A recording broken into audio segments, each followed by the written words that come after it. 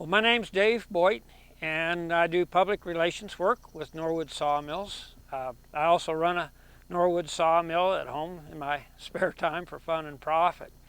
And it's been an interesting experience. I've worked around sawmills for the last 12 years, so had a little bit of a background in them. The Norwood sawmills are built in Canada and the United States, kind of a joint effort. So all of the parts come from North America, and a lot of use typically on farm and ranch operations. We're here at Brad Huben's place near Pomona, Kansas, where he uses the sawmill to mill lumber for his own purposes and to supplement his income somewhat. And that's a pretty common thing for people to do with the sawmills. If there's slack time when you've got when you don't have other things going on, it's a good way to make a little extra income with a fairly low initial investment. And as far as operation goes, probably you've already got a chainsaw, tractor, loader, that type of equipment, so just add the sawmill, and that pretty much gives you the capability of sawing up your own lumber. So some goes for sale, a lot of it goes for barn siding, trailer decking, that type of thing. And people have built their homes with lumber that they've cut on sawmills as well. So it can serve a lot of purposes. One of the advantages of this type of a sawmill is that they're very portable. The one that we're looking at here is set up more as a stationary machine, but they're also available with towing packages with the axles and the tongue and so forth. So it's a pretty simple matter to just hook it up to a pickup truck or a tractor and move it out to the site where it needs to be. I do see a lot of farmers and ranchers that are using the portable sawmills to mill up their own lumber.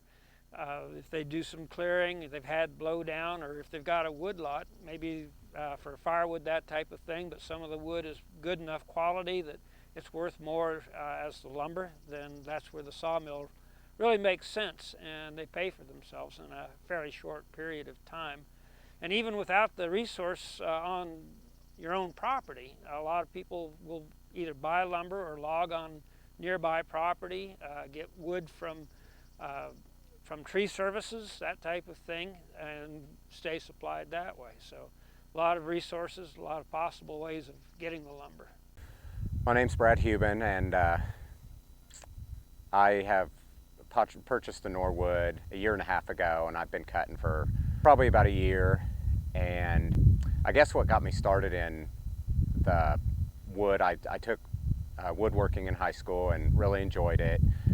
Made a bunch of projects, and I've always kind of kept my hand in doing woodworking, and I guess kind of got frustrated with always wanting to get wood, and it was so expensive, it was hard to find. Seems like you had to go 2 or 3 different places to find the wood you needed. So I've always thought that it'd be nice to have be able to get my own wood, and there's wood around here. You just have to know how to get it and where to get it. And I guess I kind of got started thinking about a saw. My brother lived in Washington State, and I'd go up and spend the summers with him, and he was always wanting to do a log house, and so we went to a log home show in Seattle, and they had a big sawmill there, and we spent a couple hours watching the person run the sawmill, and I always had that in the back of my mind that would be something nice to have and cut my own wood. And I've kind of kept my eye out for getting one for quite a while, and we moved to the country a couple years ago and thought that it'd be a good time to keep looking. And I actually saw the Norwood, and I guess what attracted me the most to it was how inexpensive it was. It was like $4,000 to get the sawmill, and they send it to you all broken down, and you basically put it together and they give you a guide to do all that. And I really liked that because although it took a long time to do and I'm not real mechanically inclined, it really showed me what all I needed to know about the machine. And now if I have something that breaks, I can kind of figure out what to do and how to fix it. So that's been kind of good. I've enjoyed running it.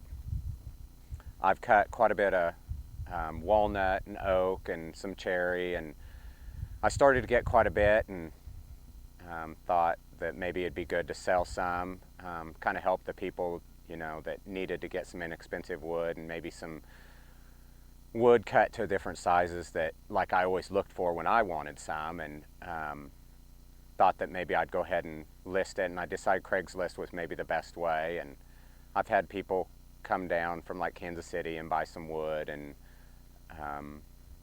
actually a guy came through from Vail, Colorado, buys walnut in Missouri, and found my listing and stopped by and bought quite a bit of lumber. And I don't know, it'd be nice to kind of do this. It's just kind of a hobby, but to be able to do that and help people out. And I kind of do, we have some cattle here too, and like the cattle trailers, they need new floors in them, so I cut a lot of oak and keep oak. Usually cut a lot of the oak to 1.5 inch thickness, and that way we can put it in the trailer for the bottoms of the trailers. And we've had to replace some of the feed bunks. Some of the wood on the sides of those have gone bad, so we've replaced some of those. I put some wood on a trailer, a little utility trailer. The walnut, I like to do woodworking, like I said, but it's kind of been, haven't had a lot of time to do it, but I've gotten quite a bit of woods saved up now, and it takes a long time to dry out the wood. I just air dry it. You can kiln dry it if you have a kiln, but it just takes longer to air dry it, and I don't really need it that fast, so I've been air drying it.